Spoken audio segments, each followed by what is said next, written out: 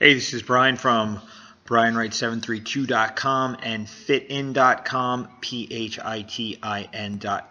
and this is the Daily B90. These numbers are getting up there. What are we talking about? We're talking about student retention.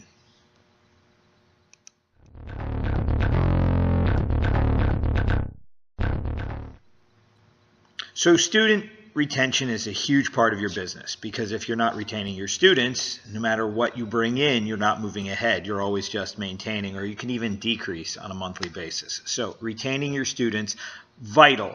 It is extremely important, because you got to build a foundation and then you can build off that. So one of the main things that you have to develop is engagement. Engagement in a way that creates a positive response to what you do. It's an engagement that constantly gets your membership to understand the value of what you do, to see their progress.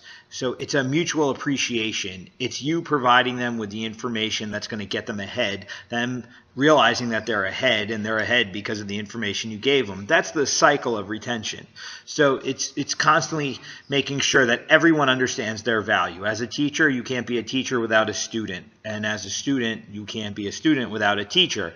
And why would you train with a teacher if you're not getting progress? And why would you be a teacher if you can't provide progress? So this is the whole big mix we're working on. So here's something you got to think about.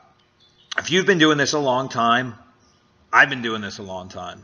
Most of the guys I know that have been doing this a long time. We all get to a point where our rank really doesn't matter.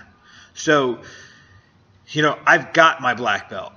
It doesn't matter to me, though. The value that I can provide my students, the communication of my history, the things that we can all achieve, these are the things that matter to me. So what we do, not the color of the belt we wear, in my mind is the most important thing. But here's the key.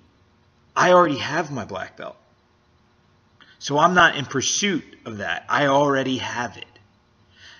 Students come in, they don't have the rank. So when I'm sitting here saying rank doesn't matter, to them, because of the way they think, they're like, no, but I want mine.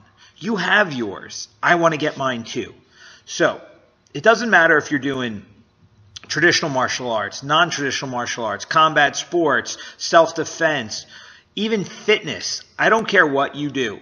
You have to develop markers that show, as someone's abilities make progress, there are markers in place to identify that progress. It'll help, trust me. If you have a curriculum that shows people from 0 to the ability to share effectively, which would be an instructor level, I guess. If you have the ability to put a curriculum together that has stages, it keeps people motivated. It answers a lot of the questions like, what am I supposed to be focusing on now? It gives you an opportunity to test people, which I'm not talking about from a financial point of view with, hey, we can milk everybody for another $100 a year by having testing. No, what I'm saying is we can have testing, which is basically an opportunity to celebrate what we've been doing, to celebrate the advancements and then make adjustments so going forward we can be more effective. And it always has us engaging and communicating and furthering ourselves. So, buddy of mine's got a school that does primarily self-defense stuff. He actually comes from traditional martial arts with belt systems.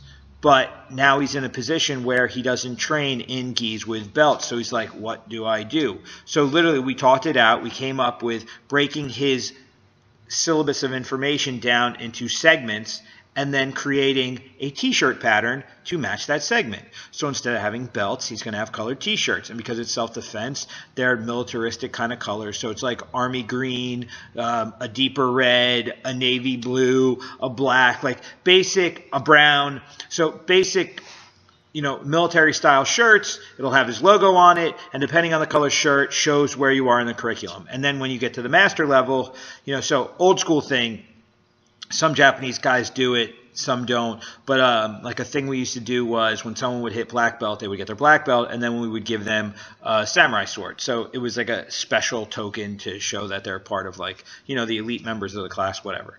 So for my buddy with the self-defense, we were like, hey, you guys train in knife work, so why don't you give them a combat knife with their name engraved on it with the date in which they achieved, black belt level for them.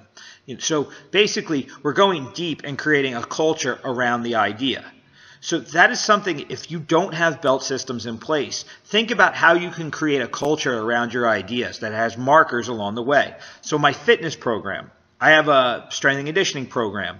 If we just work out every day and we don't have markers of our progress, it can get monotonous. So we run on a 6-week cycle where we do what I call a fit test. So every 6 weeks, we do the same challenge of motions, and then we track. How long does it take? How many reps can you do? How much weight can you put up? It's all marked in a specific way. So every 6 weeks, everyone knows, did you make progress? Did you fall behind? Did you increase weight? Whatever. And it also helps me with my programming because the people that are coming consistently tend to have the same results. So after 6 weeks, everyone's legs may go up and their upper body motions may go down, or vice versa, or whatever. And then that helps me program more effectively for my students. So basically what I'm talking about again is no matter what you do, you can create a process and a system of engagement where we mutually come together to benefit from experience. So as an instructor, I can see where people collectively are at so I can be a better instructor. And then where members can see where they're at so they can celebrate their victories, or they can come up with a new attack to deal with the issues that they're having. And that's the point. And it's bringing us together around an idea, creating a culture which leads to a community, which leads to a sound, stable business.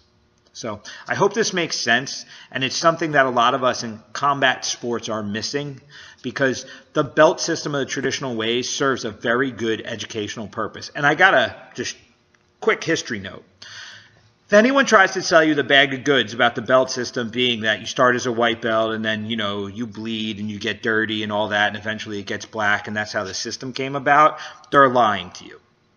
The belt system in martial arts came about, it was a Japanese concept that came from Funakoshi and Kano from Judo and Shotokan Karate.